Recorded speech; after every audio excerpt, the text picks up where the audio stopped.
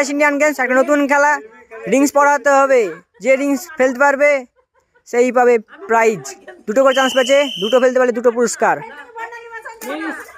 First chance miss, second chance, ও ভাই সুন্দর। একটা আমাদের রয়েছে, লাড্ডু পেয়ে যাবে। চলো আসো, একটা ছোট লাড্ডু। Next start.